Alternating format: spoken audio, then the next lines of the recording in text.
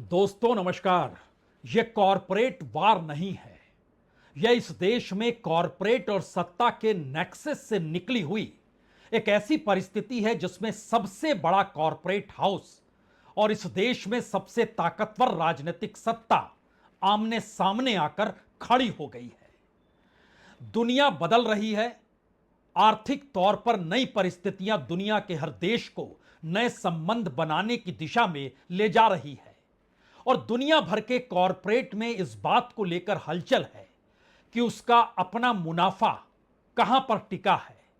बीते बरसों बरस से जिस आसरे वह मुनाफा कमाता रहा या कॉरपोरेट की जो पूरी अपनी लकीर बरसों बरस से खींची गई, क्या वो एक झटके में किसी राजनीतिक सत्ता के पाला बदलने भर से बदल जाएगी?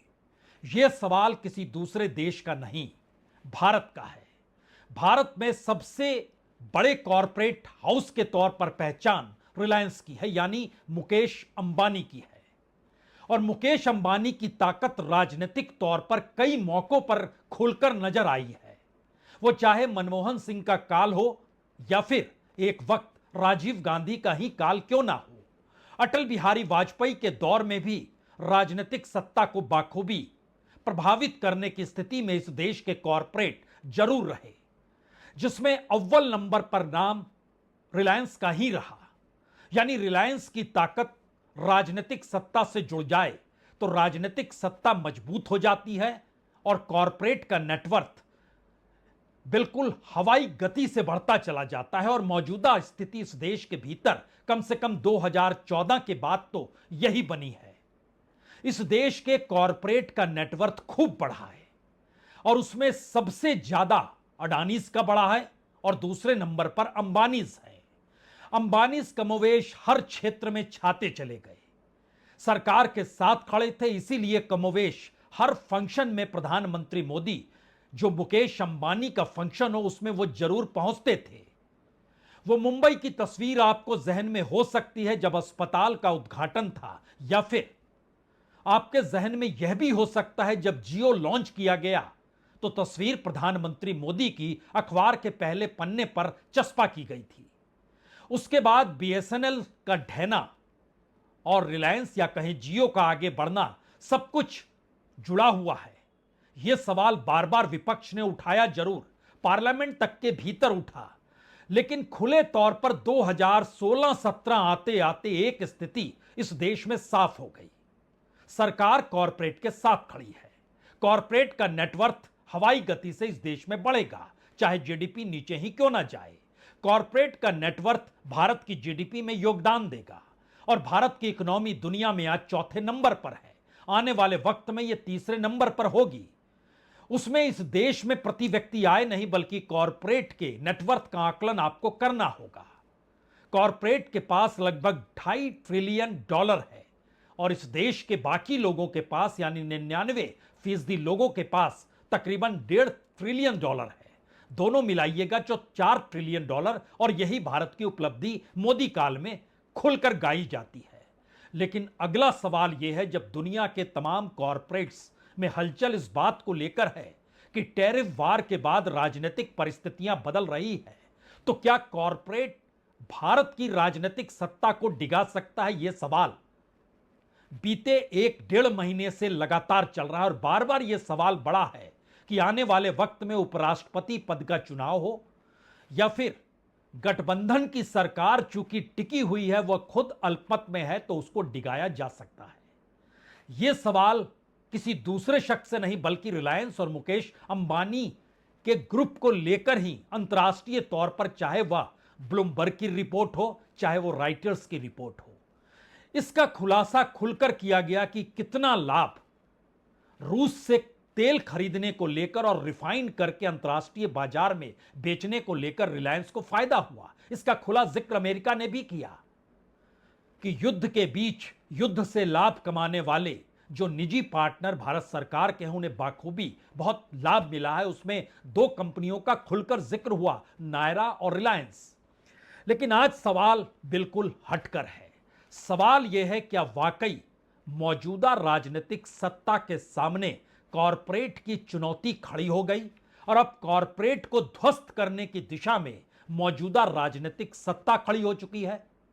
यह सवाल दरअसल रिलायंस का रूस से कच्चा तेल खरीदना और उस मामले को भारत के भीतर भी तूल देने से शुरू होता है।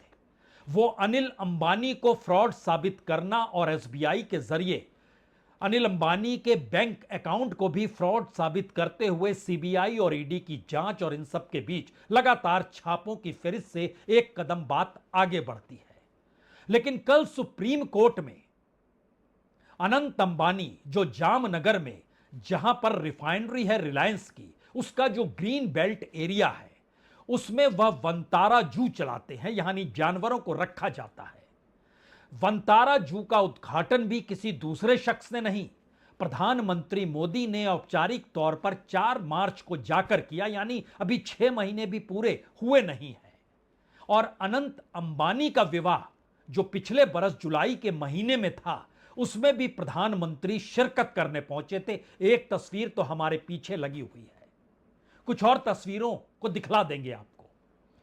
यानी जिस मुकेश अंबानी और रिलायंस के करीब प्रधानमंत्री मोदी और उनके कालखंड में अडानी का आगे बढ़ते चले जाना और एक झटके में मुंद्रा पोर्ट से लेकर किंग ऑफ पोर्ट हो जाना, और इस देश के भीतर पावर सेक्टर हो, रेलवे हो, रोडवेज हो, हर सेक्टर में उनकी मौजूदगी दिखाई देने लग जाए, तो यह कॉरपोरेट से यारी थी। लेकिन इन सब के बीच बार बार एक सवाल बड़ा होता चला गया, अंबानी या अडानी।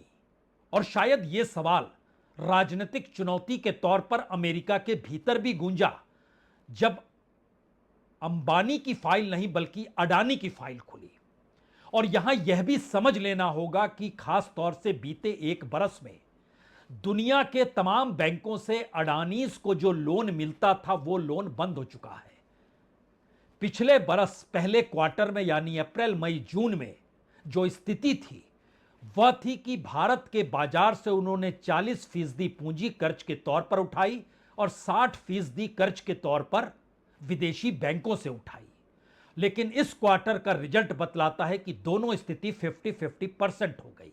पिछले क्वार्टर में लगभग 2,20,000 का कर्ज अडानीज पर था जो बैंकों से, अलग अलग फाइनेंशियल संस्थानों से लिया गया, और इस बरस वो बढ़कर 2,60,000 पार कर गया, जिसमें 1,32,000 करोड़ रुपए भारत के बैंकों से और 1,32,000 करोड़ रुपए विदेश के बैंकों से, जो कि पहले पिछले बरस भी थे लेकिन इस बरस वो बढ़े नहीं। यानी अंतर्राष्ट्रीय तौर पर अडानीज को लेकर एक रुकावट है, अंबानीज को लेकर रुकावट नहीं है।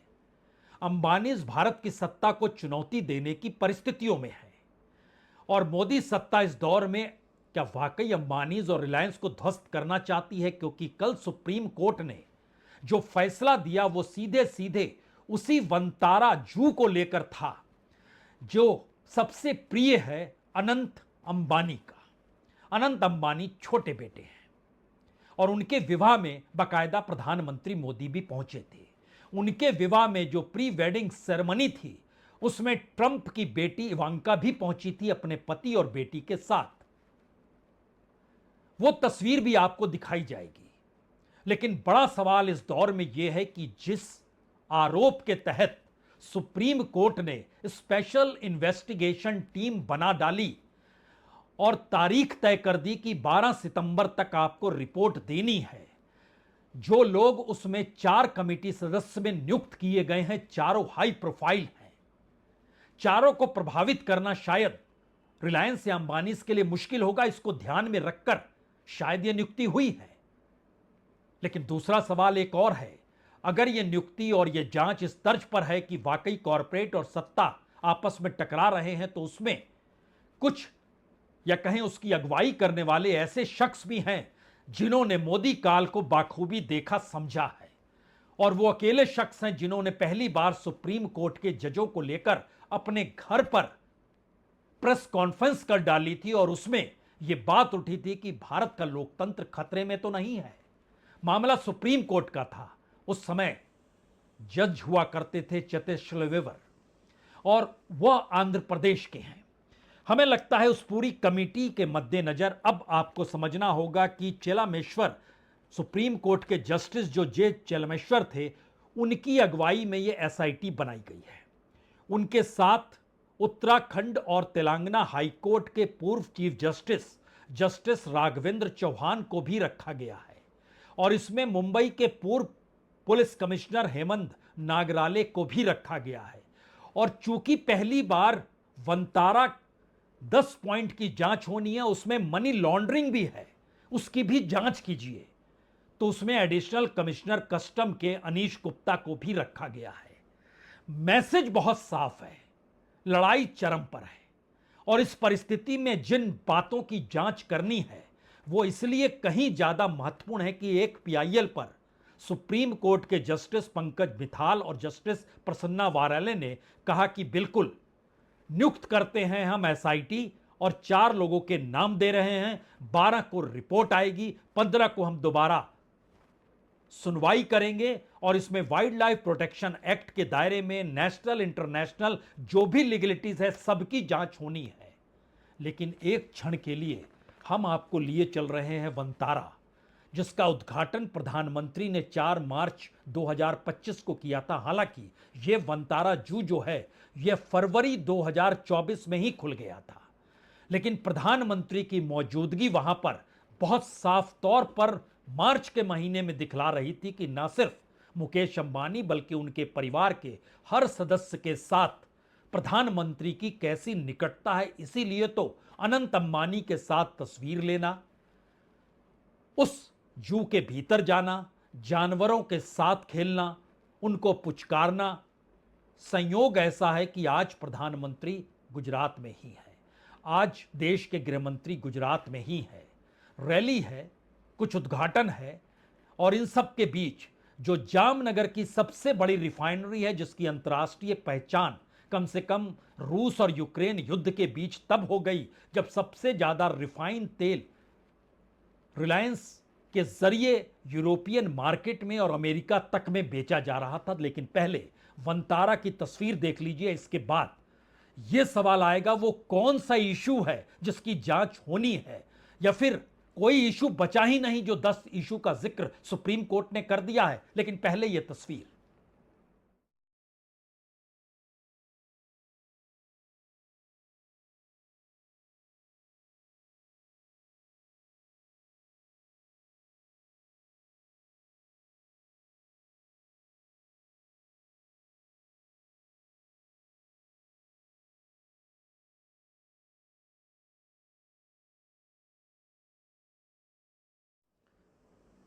दरअसल इस वंतारा का पूरा नाम है Vantara green geological rescue and rehabilitation centre.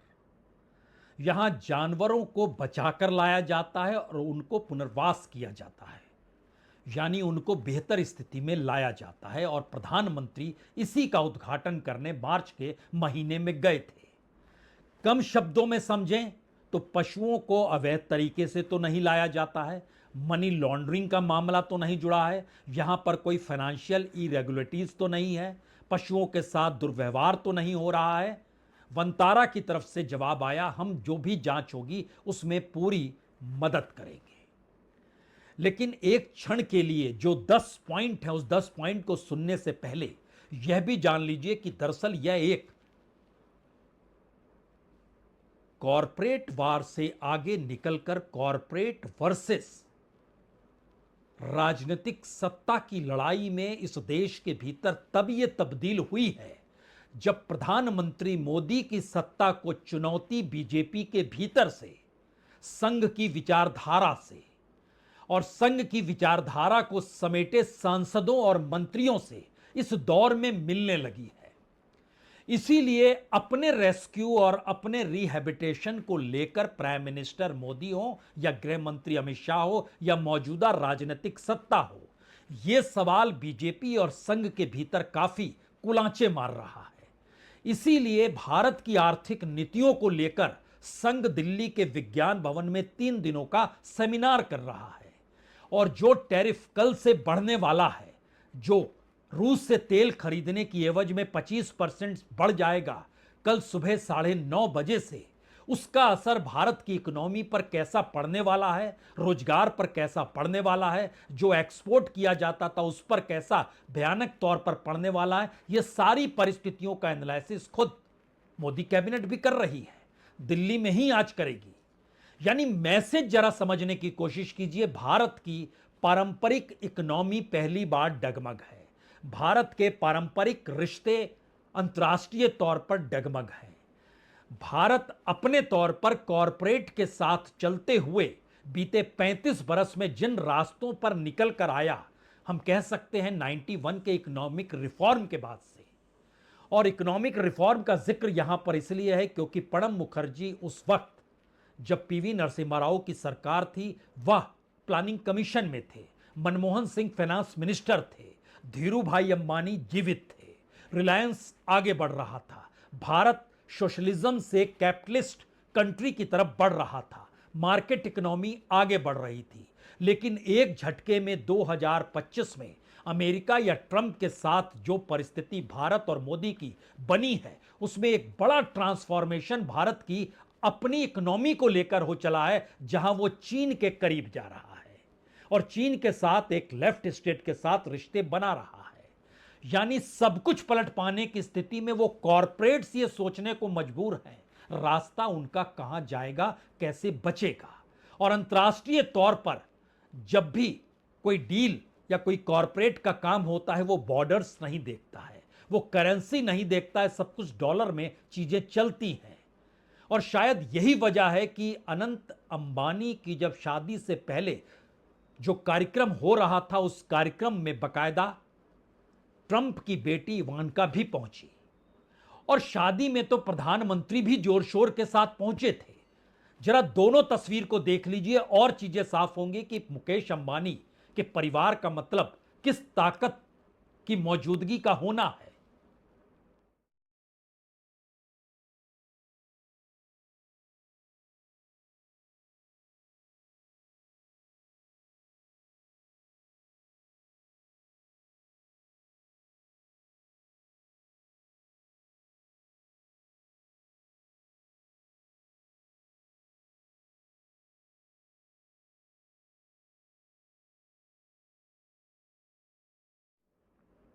इस शादी में भारत और दुनिया भर के तमाम वीवीआईपी ही नहीं पहुंचे थे, बल्कि दुनिया के भीतर इस शादी की चर्चा थी।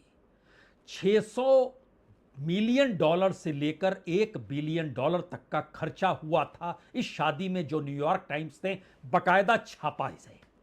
सवाल यह है कि इन परिस्थितियों के बीच मुकेश अंबानी का नेटवर्थ इस वक्त तकरीबन 105 यानी 105 बिलियन डॉलर, अगर आप रुपए में समझना चाहें तो 9 लाख करोड़ से 10 लाख करोड़ के बीच में मुकेश अंबानी या रिलायंस का नेटवर्थ है। इस नेटवर्थ को डिगा पाना क्या प्रधानमंत्री मोदी उस दिशा में बढ़ गए हैं, क्योंकि कॉरपोरेट को चलाने वाले मुकेश अंबानी के छोटे बेटे अनंत अंबानी के उस वंतारा पर सुप्रीम कोर्ट के जरिए एक जांच कमेटी बैठाई गई है, जिसमें जो 10 मुद्दे हैं उसको एक क्षण के लिए सुन लीजिए। आप बहुत साफ तौर पर कहेंगे या तो ये कमेटी सही रिपोर्ट नहीं देगी तो वंतारा चलेगा, और अगर सही रिपोर्ट देगी तो वंतारा पर ताला लग जाएगा। ये खुले तौर पर आप कह सकते हैं, क्योंकि इसमें हर पॉइंट को जरा सुन लीजिए। इसमें कहा गया भारत और विदेशों से पशु, जो खास तौर से हाथियों को लाया गया, वो कितना सही था कितना गलत था, आकलन कर लीजिए। वन्य जीव संरक्षण अधिनियम 1972 और उसके अंतर्गत जो नियम बनाए गए हैं, उसका पालन ये वंतारा कर रहा है या नहीं कर रहा है, पता लगाइए। यहां पर जो वनस्पति भी होती है, जो जीव जो कि लुप्त होने वाले हैं, उन प्रजातियों के व्यापार का अंतर्राष्ट्रीय सम्मेलन जो CITIS कहते हैं, और जो जीवित पशु के जो एक्सपोर्ट इंपोर्ट से संबंधित जो एक्सपोर्ट इंपोर्ट का जो कानून है, और जो भी स्टैट्यूटरी आवश्यकताओं का पालन ये वंतारा कर रहा है या नहीं कर रहा है, इसको रिपोर्ट दीजिए। जो पशुपालन है, पशु चिकित्सा देखभाल है, पशु कल्याण मानक है, पशुओं की जो मृत्यु दर है, उसके कारणों को भी पता लगाइए कि क्या हो रहा है अंदर। जलवायु परिस्थितियों से संबंधित शिकायतें मिली हैं और औद्योगिक क्षेत्र के निकट स्थान भी यह है। यह रिफाइनरी के बिल्कुल करीब उस ग्रीन बेल्ट में बनाया गया है और जामनगर रिफाइनरी रिलायंस की ही है, जहां से सबसे ज्यादा मुनाफा मिलता है। तो इंडस्ट्रियल बेल्ट के हिस्से में आता इसका असर पशुओं पर क्या पड़ेगा, पता लगाइए। जो वैनिटी या निजी संग्रह जो प्रजनन होता है या संरक्षण कार्यक्रम जो होता है और जो जैव विविधता संसाधनों के उपयोग से संबंधित जो शिकायतें मिली है, जांच आपको उसकी भी करनी है। और यहां पर जो पानी और कार्बन क्रेडिट का दुरुपयोग हो रहा है, शिकायत इसकी भी मिली है, जांच इसकी भी कीजिए। और जो याचिका में कुछ लेख कहानियों का भी जिक्र है जो सामान्य तौर पर बोला नहीं जाता है, लेकिन जो भी लेख छपे, जो भी कहानियां हुई, उन शिकायतों में जो कानून के विभिन्न प्रावधानों के उल्लंघन का जिक्र है, जिसके मातहत पशु और पशु उत्पादकों के व्यापार और वन्य जीव तस्वीर आदि के जो भी आरोप लगे हैं, उसकी पूरी जांच कीजिए।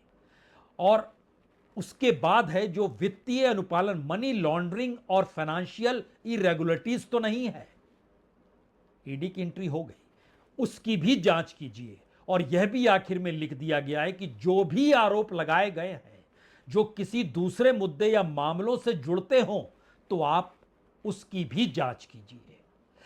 तकरीबन हर साल यहां का खर्चा 150 से 200 करोड़ रुपए का है। और इन तमाम कैटेगरीज में इस एसआईटी को यह भी पावर है, वो किसी भी स्पेशलाइज्ड व्यक्ति को हायर करके उनसे जांच इस दौर में कराएगा। और पूरी रिपोर्ट 12 तारीख को सौंपनी है, क्योंकि 15 तारीख को सुनवाई होगी सुप्रीम कोर्ट में और 17 तारीख को प्रधानमंत्री का जन्मदिन है। सवाल सबसे बड़ा यह है, पहली खबर यही आई थी कि भारत के 140 सांसद मुकेश अंबानी अपने साथ रखते हैं। उन 140 सांसदों में ज्यादा बड़ी तादाद बीजेपी के भीतर के सांसदों की भी है। विपक्ष तो अपनी जगह पर विपक्ष के रूप में मौजूद है ही, लेकिन जो संघ की विचारधारा और इन सब के बीच महाराष्ट्र की राजनीतिक सत्ता और उसका इस दौर में अंबानी से करीब होना, यह सारा एक नया चक्रव्यूह है जो भारत की राजनीति के भीतर, बीजेपी के भीतर चल रहा है। उसमें महाराष्ट्र के मुख्यमंत्री देवेंद्र फडणवीस को दिल्ली लाने में बड़ी तेजी दिखा रही थी दिल्ली की सत्ता। वो चाहती थी हर हाल में देवेंद्र फडणवीस बीजेपी के अध्यक्ष बन जाए। संघ सहमत था, देवेंद्र फडणवीस ने कहा वक्त दीजिए, संघ सहमत हो गया, कुछ वक्त दीजिए, बात आई गई हो गई। उसके बाद योगी आदित्यनाथ को दिल्ली लाने की तैयारी थी, फिर कहा गया नहीं, अभी मुख्यमंत्री बने रहने दीजिए, 2027 से पहले इन्हें हटाना ठीक नहीं है, वह भी बने रह गए।